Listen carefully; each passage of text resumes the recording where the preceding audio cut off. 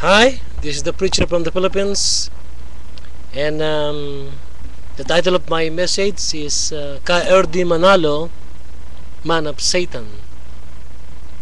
You see, this is a warning to all of you members of this number one cult in the Philippines, Church of Christ or Iglesia ni Cristo. If you will not go away and leave this number one cult, if you will not get out from this number one cult, not only in the Philippines but in the whole world, you will surely be cast in hell. All members of Iglesia ni Cristo or Church of Christ who died are now in hell. Felix Manalo, the founder of this number one cult, is now the hottest part of hell. Hell, he is being burned, but he is not dying. You know the reason why? Because this evil church invented a blaspheme the Bible, invented so many evil and diabolical and blasphemous doctrine. Number one sin, that this terrible sin that this Felix Manalo committed, is when he proclaimed to the whole world that he is the last messenger of God in these last days. I believe Felix Manalo is a messenger, but he was a messenger of Satan. Church of Christ, no one will be saved from this horrible church. You see, number one sin that you committed is that you're proclaiming now that only your church will be saved, and you are now the Iglesia ni Cristo or the Church of Christ.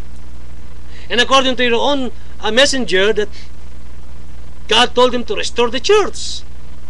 This is also what the Mormons are claiming, that God told Joseph Smith to restore the church. So therefore, Mormons restored it during 1830, and then 1914 it was restored again through this man Felix Manalo. Believe me, viewers, and if you are a Mormon today or belong to this Iglesia ni Cristo, both this man Felix Manalo and Joseph Smith are both man of Satan. I'm telling you, this is the truth. The Bible is very clear. John 3:16, for God so loved the world that he gave his only begotten Son, that whosoever believeth in him should not perish but have everlasting life. Whoever will believe. But you, Iglesia ni Cristo, you distorted and brainwashed the people, your members. All of you now, especially you, Eranio Manalo, if you will not repent and tell the people the truth, you will surely be burned in hell. Kawawa po kayo, kayo mga miyembro ng kultong ito. Ang aking po lamang layunin ay malaman nyo ang katotohanan na ang grupong ito, ang kultong ito, ay talagang numero unong kulto sa buong mundo. Eranio Manalo, alam ko pong alam nyo ang katotohanan. Pananagutan nyo ang mga taong ito na binrainwash ninyo, na dinaya ninyo, niloko ninyo. Walang-wala po kayong ligtas sa galit at puot ng Diyos. Bawat kaluluwa na pumunta sa impyerno ay pananagutan ninyo. At kaluluwa pa na pupunta ay pananagutan ninyo. Alam po nyo, Ginoong Eranio Manalo, kahit 10 impyerno kulang pa na paglagyan sa inyo sa impyerno. Ang tatay nyo, si Ginoong Felix Manalo, nasa impyerno ngayon.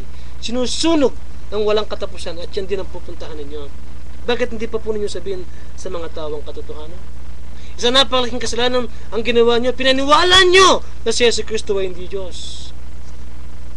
Ginoong Eranio Manalo, meron lang po akong tatanong sa inyo. Kung halimbawa po sa araw ng paghukom at tanungin kayo ng Diyos, isang tanong lang itatanong sa inyo ng Diyos, Eranio Manalo, at kayong lahat, mga pastor, mga ministro, tinatawag nyo ang inyong sarili ng mga Iglesia ni Cristo na aking anak. Bakit hindi nyo pinaniwalaan na ang aking anak na si Yesu Cristo ay Diyos? Why did you not believe that my son Jesus Christ is and truly God? I called him God. I acknowledge him as God. And you, why did you not accept him as God? Mas marunong pa ba kayo sa Diyos? Mas magaling pa ba kayo sa Diyos? Samantalang ang liwaliwanag na sinabi, sa libro ng mga Hebreo, sulat ni San Pablo, ang sabi niya sa Hebrews chapter 1, verse 8, but to the Son He says, your throne, O God, is forever and ever. A scepter of righteousness is the scepter of your kingdom. Tinawag niyang Diyos ang kanyang anak. Bakit hindi niyo matanggap na si Kristo ay Diyos?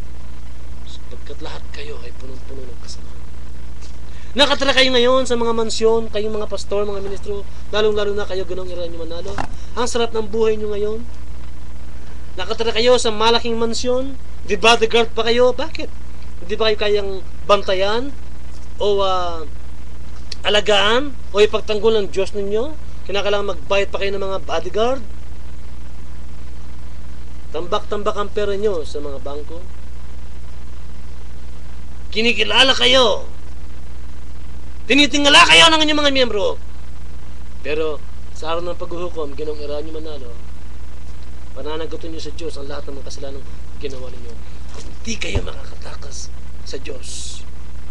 Verse 10, you, O Lord, ang sabi ng Diyos Ama sa anak, in the beginning laid the foundation of the earth, and the heavens are the work of your hands. You see? The heavens are the work of your hands.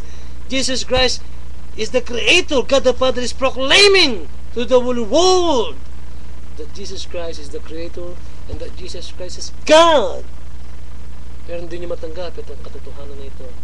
Alam po nyo, Ginoong Eraño Manalo, sa totoo lang, kahit po sampung impyerno na paglagyan sa inyo, kulang pa. Sa dami namang kaluluwang pumunta sa impyerno, mga pupunta pa, at yung mga mabe-brainwash pa, pananagutan nyo lahat ng mga ito sa araw ng paghuhukom. Kayong mga miyembro ng kultong ito, lumabas na kayo dyan. Sapagkat kung di kayo lalabas dyan at mamamatay kayo na miyembro ng kultong yan, walang pagsala na may impyerno kayo. Ito lamang gagawin nyo. All we have to do is acknowledge our sin because we are all sinners in the sight of God. We are all unrighteous before God. Humble ourselves before God. Acknowledge that we are a sinner and we need a Savior. We need God. Humble yourselves now. Acknowledge Jesus Christ as your Lord and Savior. He will save you. Marami na akong nakilala mga miyembro ninyo na lumabas dyan at nakita ang katotohanan. Kung hindi nyo hahanapin ang katotohanan, sinasabi ko po sa inyo lahat, aking mga kababayan na miyembro ng kultong yan, walang pagsala na may impyerno kayo. Meron kayong kaluluwa. Ang kaluluwa po ninyo ay eternal yan, hindi po namamatay yan. Pagpapalit nyo ang kanyang kaluluwa dahil lamang sa na-brainwash kayo ng mga taong ito, hindi nyo po ba alam na mananagot kayo sa Diyos pagdating ng araw? Pinagkatawalan nyo ang inyong mga kaluluwa sa mga taong ito na nagpakayaman ng gusto, nagpakabundat ng gusto. Kayo, kumusta ang inyong mga kaluluwa? Eraño Manalo, Eliseo Soriano, Apollo Kibuloy, kayong tatlo, hindi kayo makakatakas sa galit at poot ng Diyos. Mananagot kayo sa Diyos. Lahat ng mga kaluluwang dinala nyo sa impyerno, pananagutan nyo sa Diyos yan. Yung mga milyon-milyon pa na napupunta pa sa impyerno, pananagutan nyo yan sa Diyos. Hahanapin ng Diyos ang kanilang mga dugo sa inyong mga kamay. At kayo din, kung hindi kayo magbabago, kayong lahat ng mga miyembro, walang pagsala, talagang mananagot kayo sa Diyos. At lahat ng mga kaluluwa na nasa impyerno na ngayon, alalahanin po ninyo, Eraño Manalo, Eliseo Soriano, Apollo Kibuloy, ang mga ito ay pananagutin nyo sa Diyos. Malalagot kayo sa kanila.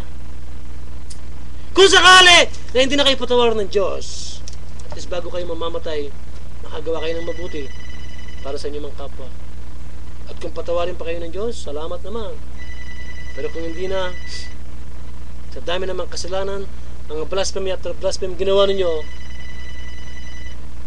wala nang kapatawaran na naghihintay para sa inyo. Sana po maunawaan nyo ito, malaman nyo itong katotohanan ito, at matanggap nyo ang katotohanan bago maging huli ang lahat.